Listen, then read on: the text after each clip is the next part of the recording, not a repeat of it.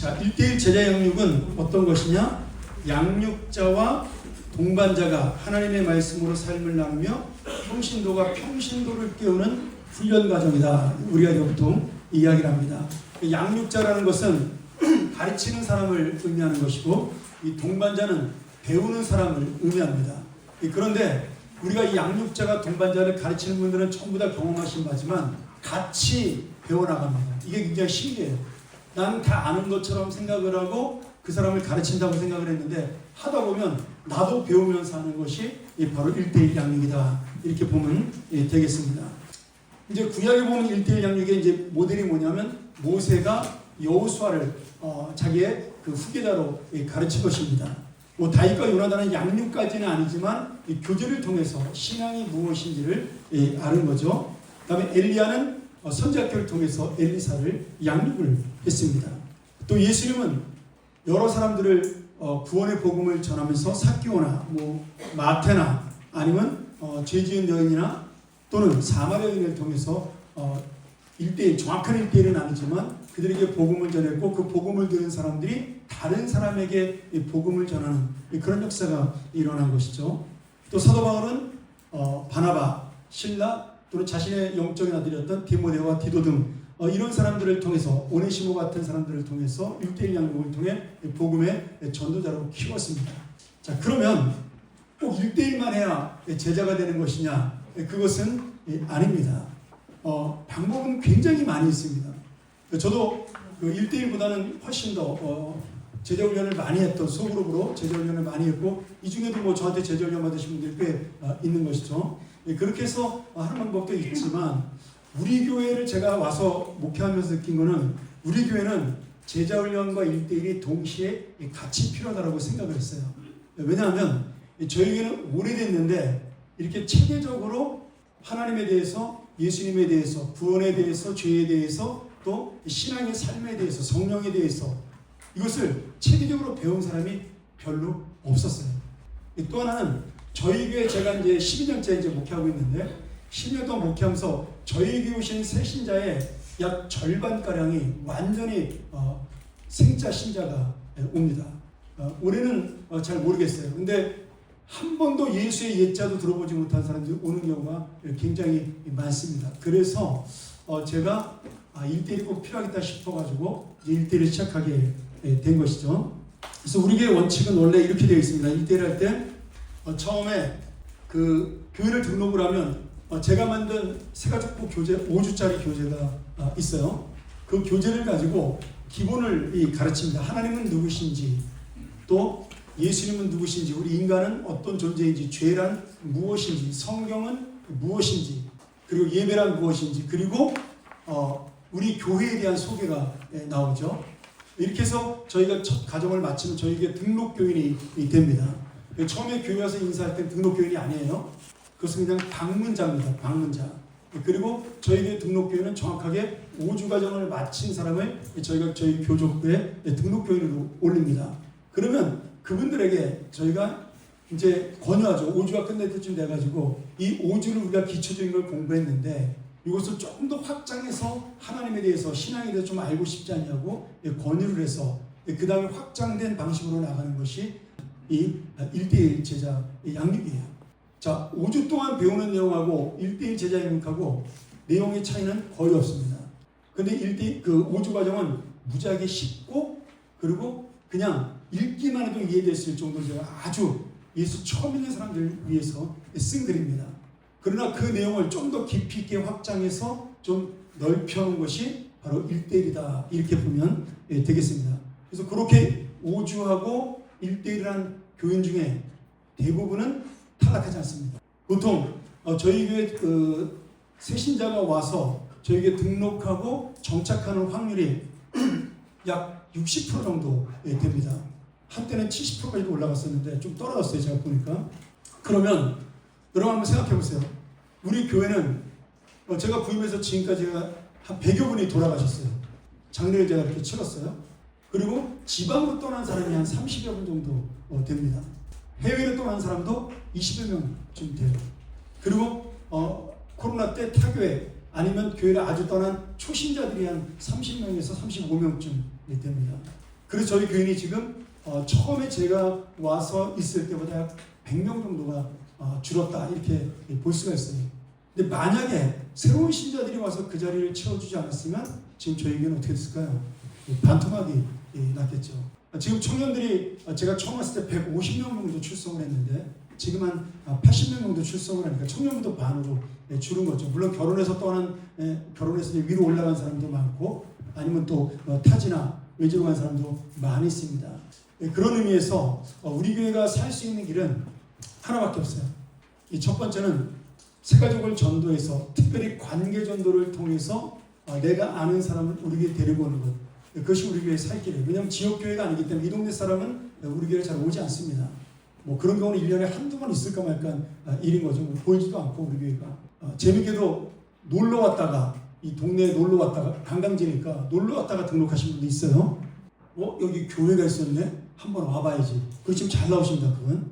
그렇게 하는 경우가 있지만 그런 경우는 거의 없고 여러분들이 관계 전도를 통해서 가족을 전도하거나 친구를 전도하는 것이 거의 유일한 길이다. 이렇게 생각이 들고요.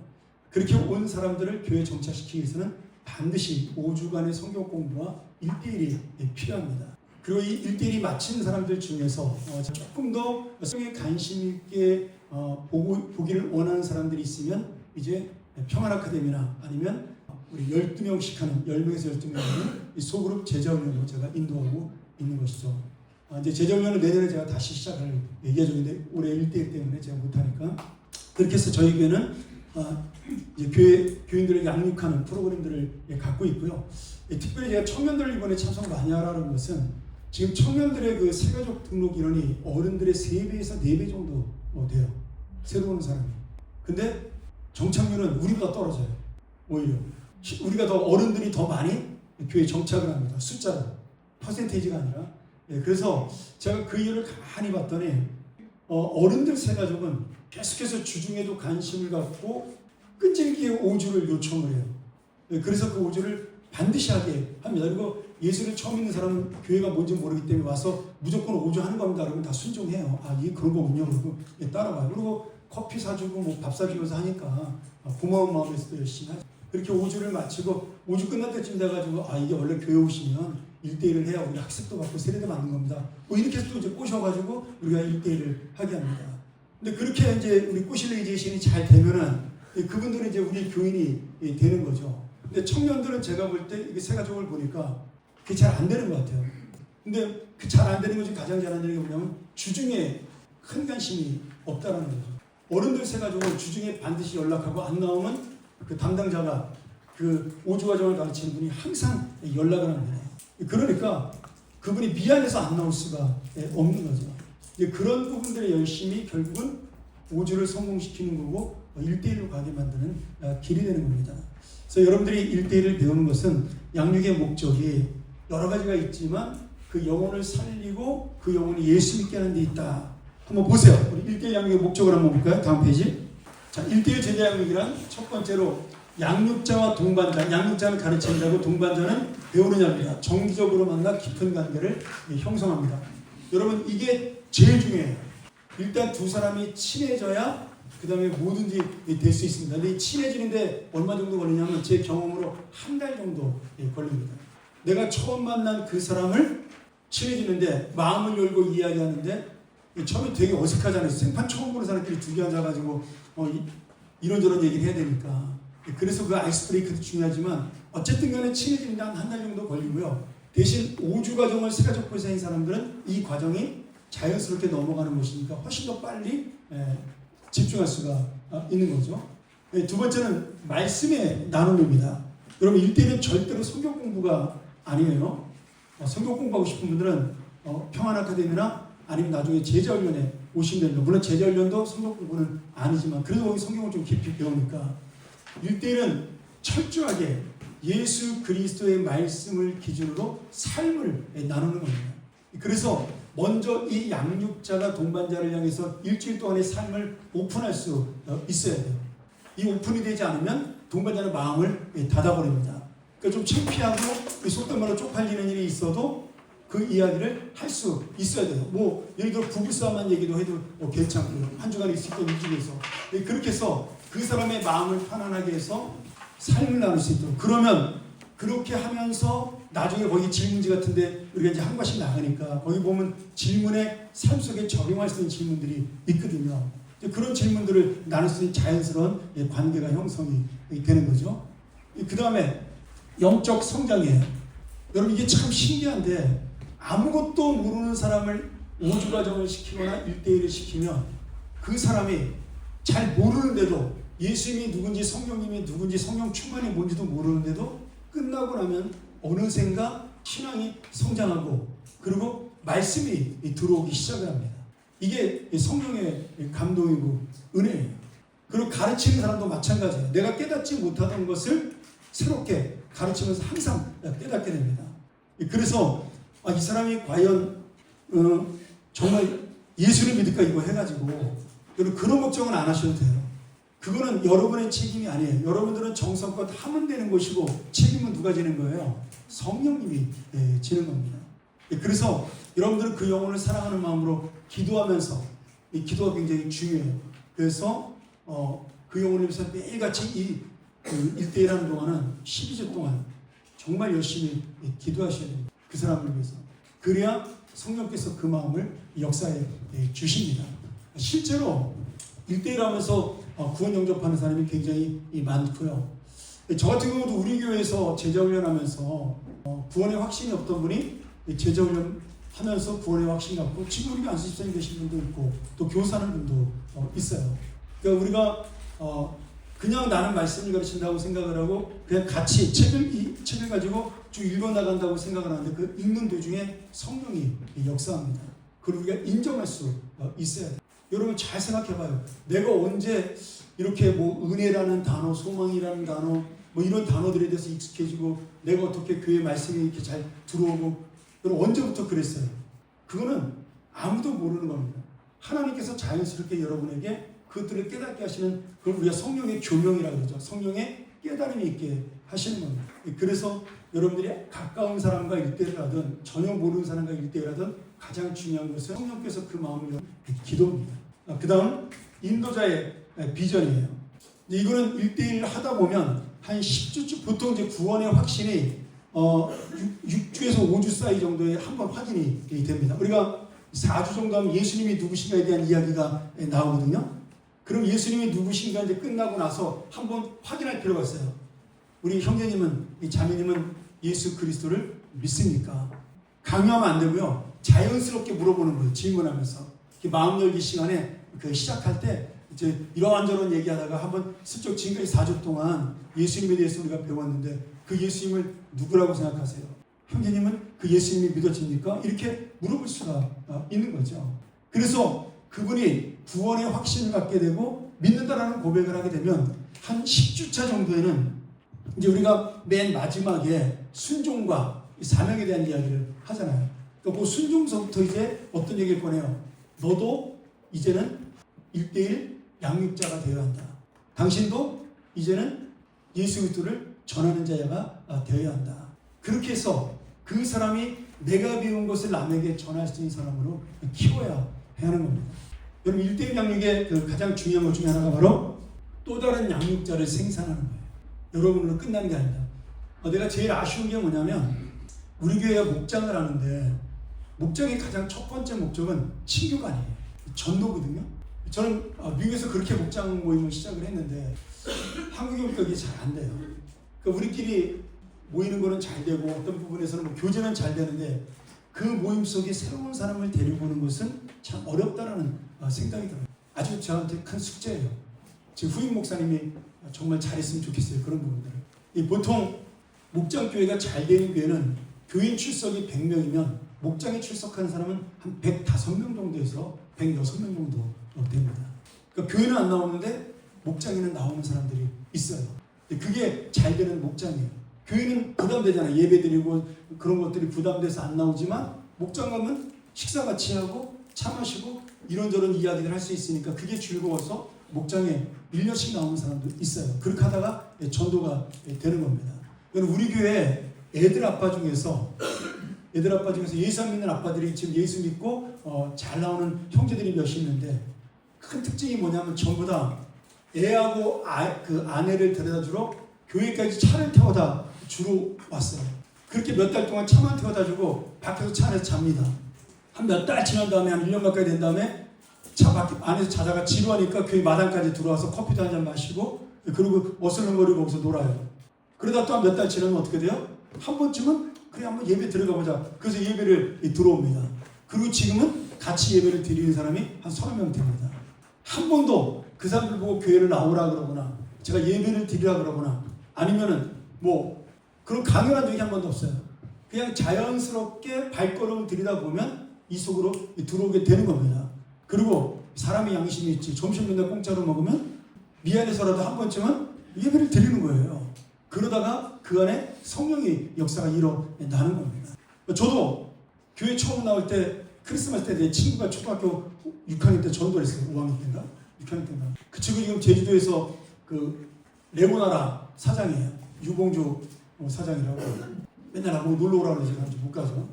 그 친구가 야, 너 교회 갈래? 내가 사실 교회 다니다가 한 2년 안 나갔는데 제가 원래 횡단동네에 살았었는데 거기서 교회를 4학년, 4학년 때 나갔어요.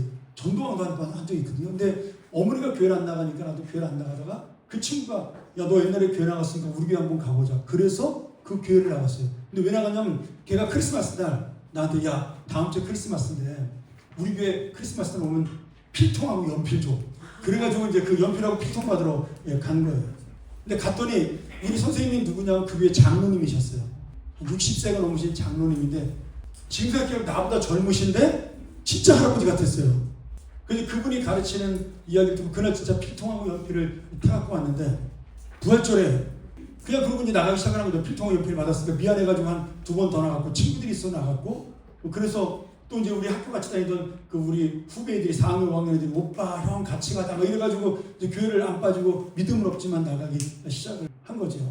그러다가 교회에서 그 다음에 크리스마스 연극을 하는데 아니 추수감 던질 연극을 하는데 저한테 연극에 주인공은 아니고 주인공은 내 친구가 하고 조연을 맡겼어요.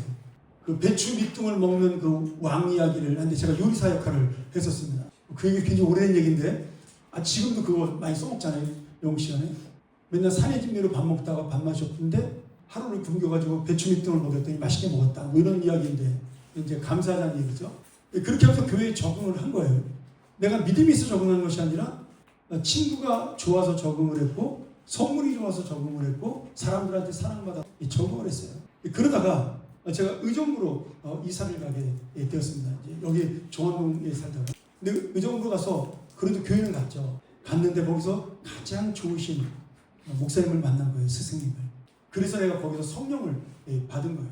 그러니까 만약에 내가 그렇게 어떤 동기를 통해서 교회 나오지 않았으면 예수 믿는 것은 힘들었어요. 그러니까 우리가 예수를 믿는 방법은 여러 가지가 있는데 그 방법을 통해서 하나님은 어떻게 역사할지 아무도 모른다는 거예요. 저는 그 중에 가장 적극적이고 가장 빠른 방법이 바로 이 1대1이다 그 생각이 듭니다. 자, 다음 페이지 볼까요? 자, 이건 아까 처음에 했으니까 넘어가고요. 다음 페이지. 자, 이 1대1의 목적은 교회의 치유와 지상의 명령이에요. 우리가 하는 이유가 그거예요. 예수님께서 이 땅에 우리를 위해 오셨고 우리의 죄악을 치유해 주시고 회복시켜 주셨어요. 그러면서 너희도 똑같이 회복되고 치유를 받으라는 지상명령을 남기시고 이 땅을 떠나셨습니다. 그래서 이 1대1은 지금 예수 그리스도의 그 온전한 자로 세우고자 하는 예수님의 마지막 명령을 지키는 은혜예요. 오늘 우리가 그래서 1대1을 반드시 해야 되는 겁니다. 꼭 1대1이 아니더라도 사람을 양육하고 그 영혼을 구원시킵니다. 자, 다음. 좀 시간이 없으니까 빨리 가죠. 자, 1대1 양육의 목적이 나옵니다. 하나는 이름뿐인 그리스도인이 있어요. 예수를 오래 믿는데 예수가 누군지를 몰라. 그래서 신앙과 삶이 불일치하는 이 형적 신앙을 탈피하는 거예요. 예수가 누군지를 모르기 때문에 예수의 삶을 따라가지 못해요. 예배는 드려도. 그런 사람들 있죠. 또는 자기중심의 그리스도인, 자신만을 위한 신앙생활, 이건 기신자를 위한 얘기입니다.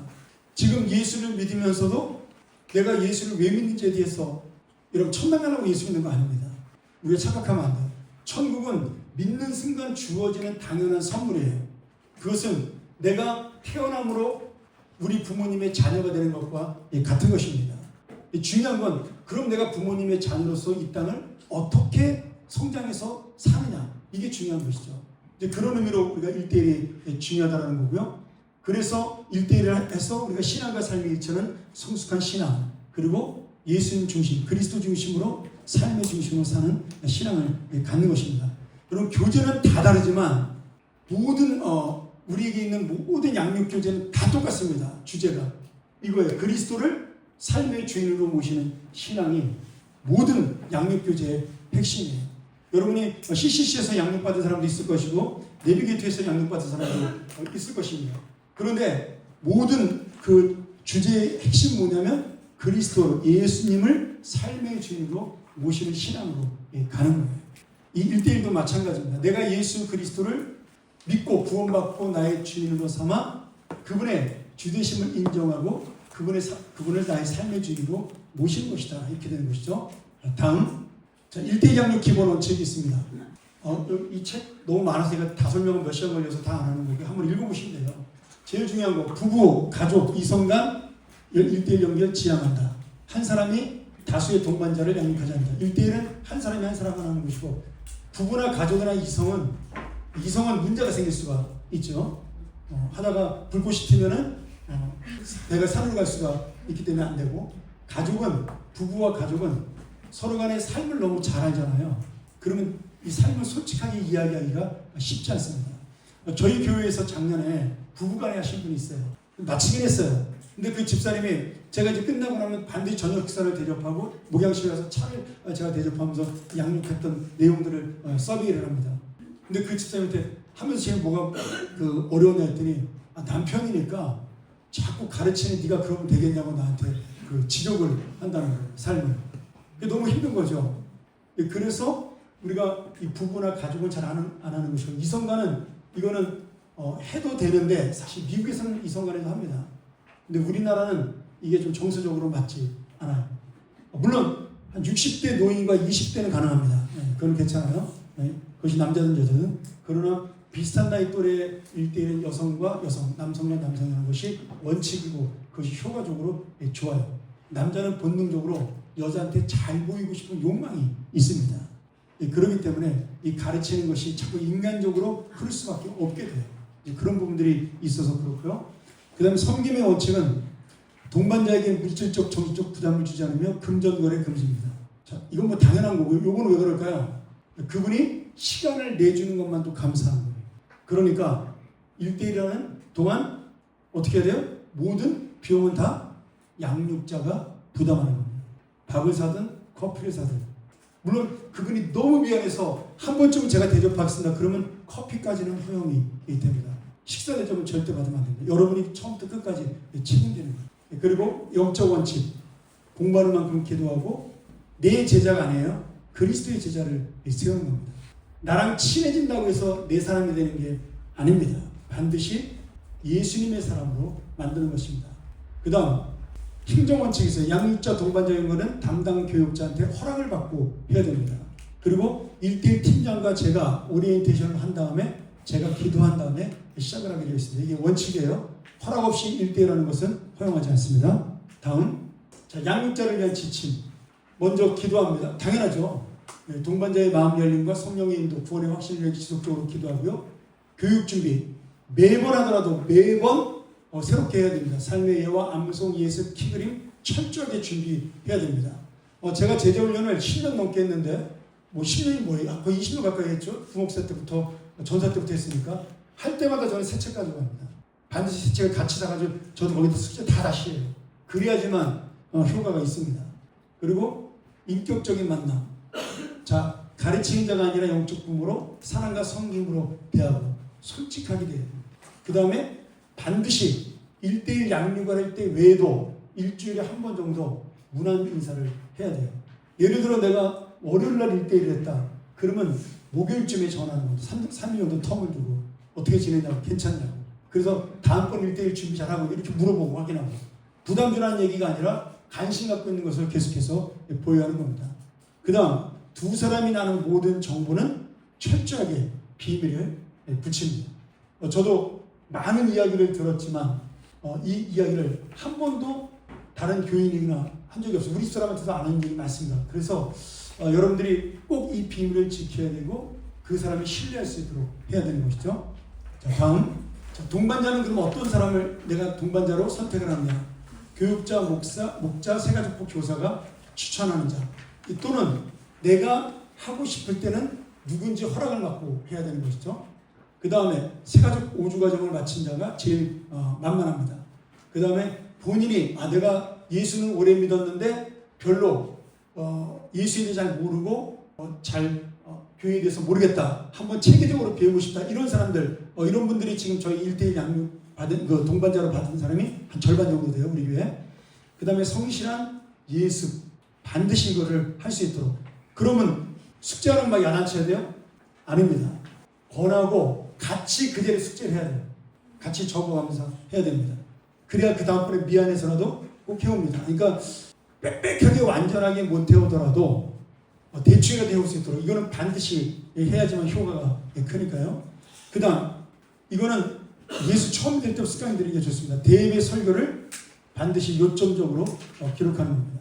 이거는 여러분 다 했으면 좋겠어요. 우리 교인들이 전부 다 제가 하는 설교를 잘 적었으면 좋겠어요. 이것은 여러분의 영적 성장을 위해서 필요하고 저를 위해서 좋습니다. 그러면 헛소리 안 해요. 목사님이. 딴소리 안 하고 했던 얘기 또 안 하고 그리고 같은 설교 안 하고 여러분들이 계속 적는 걸 우리 교도 원영원 장로님 같은 분들 이런 분들이 한 번도 안 빠지고 제 설교를 수요일이고 금요일이고 주일이고 다 적어요. 원영 장로님 무서워서라도 제가 똑같은 내용으로 설교한 적이 없어요. 같은 본문을 해도 완전히 다른 내용으로 설교를 합니다. 그렇게 우리가 저를 위해서도 또 여러분의 신앙 성장을 위해서도 그렇게 하는 게 좋은 거죠. 자, 다음 양육 진행 순서입니다. 매칭을 하고 저하고 오리엔테이션, 팀장하고 오리엔테이션을 하고 그 다음에 기도로 시작을 하고 이 순서에 만났어요. 이제부터 만나는 거죠. 만나서 기도로 시작을 하고 그 다음에 기도한 다음에 아이스 브레이킹으로 한 10여 분 정도 삶을 나누는 겁니다. 여러분 그 교재에 보면 전부 다 그 시간 분으로 다 정해놨어요. 제가 하면서 가장 효과적인 시간을 적어놓은 겁니다. 그렇게 해서 삶을 나눠. 지난주에는 어떻게 지냈냐? 나는 이러이러한 일이 있었다. 당신은 어떤 일이 있었냐? 이런 걸 쭉 물어보는 거죠. 그리고 그 주의 제목이 되거나 주제가 되는 걸 물어보면 더 좋아요. 내가 배울 제목에 대해서 그걸 가지고 생각했던 거를 있었던 거를 연결시켜서 이야기하면 제일 좋겠죠. 우리는 그걸 관찰 일기라고 부릅니다. 한 주간 동안 있었던 일을 내가 예화로 삼을 수 있도록 할 수 있는 얘기. 그 다음에 복습과 암송을 하는 겁니다. 복습은 뭐예요? 지난주에 배웠던 거를 한번 한 5분 정도 서베이하고 그 다음에 성경 암송 숙제 용어를 한번 체크를 하는 거죠. 그리고 난 다음에 이렇게 하고 나면 몇 분 지나요? 30분쯤 지납니다. 최소한. 그러면 이제 본 2과, 3과, 4가 이렇게 공부를 들어가게 되는 것이죠. 그래서 3나눔, 복습, 암송, 키그림, 본과. 이 암송, 키그림은 여러분도 맨날 하겠지만 굉장히 중요합니다. 본과를 나누고 끝나고 나면 반드시 그 내용을 가지고 결단 기도를 해야 됩니다. 그리고 다음 주 숙제를 꼭 꼼꼼하게 체크해서 알려주셔야 돼요. 책에 있지만 여러분이 꼭 한 번 더 거기서 동그라미 같이 책을 보면서 그래서 1:1 할 때 마주보고 하는 것도 좋은데 옆에 앉아서 하는 것도 좋아요. 같이 책. 그래서 이성간에 하면 안 되는 거예요. 자, 넘어갈까요? 만남 장소 시간 이거는 당연한 거겠죠. 자, 그 다음 요거는 넘어갑시다. 제가 다시 설명할 테니까. 자, 양육팀장 이것도 이거는 여러분이 하는 게 아니라 팀장이 준비하는 겁니다. 넘어가고요. 자, 양육을 마무리할 때는 반드시 여러분이 양육 보고서를 저희에게 제출해야 됩니다. 양육팀장에게 저한테 제출해야지. 그리고 양육 완료 후에는 담당 교육자 저하고 저희 아니라 식사 교제로 마무리하고 대화를 하고 저랑 밥 먹고 한 2시간 정도 얘기하면 돼. 근데 다 좋아했어요. 지금까지 저랑 만나는 거 실험을 한 번도 없었던 것 같아요. 굉장히 재밌어하고 즐거웠습니다. 그렇죠. 맛있는 거 사주고 커피 대접해주지 얼마나 좋아요. 그렇죠? 자, 그 다음에 양육받은 동반자가 새로운 양육자로 세워져 다음 세대를 섬깁니다. 여기 혹시 1:1 동반자였다가 지금 양육자 훈련 받으러 온 사람 한번 손 들어보실래요? 한번 손 들어보세요. 괜찮아요. 꽤 되는 걸로 알는데 아닌가? 몇 분 안 되네. 1:1 훈련 받은 사람, 양육자 말고 동반자 훈련 받으신 분 별로 없어요? 이상하네. 자, 다음. 왜 없을까? 자, 현재 평안교회 1:1 양육 현황입니다. 지난번 저희가 3년 전에 양육자 36명을 배치했고요. 여기서 했습니다. 그리고 동반자를 36명을 배치했습니다. 물론 한 사람이 3사람까지 한 사람도 있고요. 못하신 분도 있어요. 그러나 어쨌든 간에 목표는 달성했고 그 중에 세가족이 22명이 1대1 12훈련을 받았고 기존 교인 14명이 훈련을 받았습니다. 이 1대1 훈련 받은 사람은 정착률이 월등히 높다는 것이 지금 출석으로 증명이 되고 있죠. 자, 다음, 마지막입니다. 우리가 10주죠. 원래 12주 해야 되는데 제가 줄였습니다. 그래서 12주 동안 하는데 12주 동안 할 내용입니다. 오늘 오리엔테이션 하고요. 그 다음에 2주차, 3주차 그 일과 예수 그리스도의 4개가 들어있습니다. 4개. 그거를 2개씩 나눠서 제가 2주에 끝냅니다. 한 주에 2개씩이죠. 그 다음에 그 큐티는 원래 오늘 합니다. 원래 다음에 해야 되는데 이 체계는 2과로 되어 있어요. 큰 2과로. 그러나 오늘 해서 끝내기로 하고요. 그 다음에 3주차에 예수님은 지금 무엇을 하고 있습니까? 이게 2개를 또 합니다. 그러면 큰 1과 예수 그리스도에 대한 주제가 끝나요. 그 다음 큰 2과 큐티는 오늘 하고 큰 3과 구원의 확신과 하나님의 성품 4주차에 들어가서 제가 2주에 구원의 확신 받은 자는 반드시 하나님의 성품을 갖게 된다. 이렇게 연결해서 2과를 한꺼번에 합니다. 요절은 하나씩만 해오시면 돼요. 여러분의 특혜를 드립니다. 대신 여러분이 동반자가 있을 때는 여러분도 같이 모여야 되니까 어차피 모여야 돼요. 그래서 2과를 한 주에 하지만 하나만 외우도록 그렇게 하고요. 그 다음에 5, 6, 7주 이걸 하나씩 성경, 기도, 교제, 전도는 한 주씩 하도록 하고요. 그다음 마지막 5과는 4과가 들어 5과에 작은 4개의 단락이 있는데 성령 충만한 삶, 시험을 이기는 삶 이 2개를 성령 충만한 삶이 어떻게 시험을 이기는가에 대해 배우고 그다음에 마지막 10주차에 순종하는 삶은 결국 사역하는 삶으로 나아간다. 이 2과를 한 번에 가르칩니다. 자, 여기까지 오리엔테이션 마쳤고요. 혹시 그 책에서 질문 있으신 분 나중에 제가 큐티할 때 조금 빨리 끝낼 테니까 한번 보시고 질문하시면 되겠습니다. 네, 감사합니다. 다음 순서 진행하도록 하겠습니다.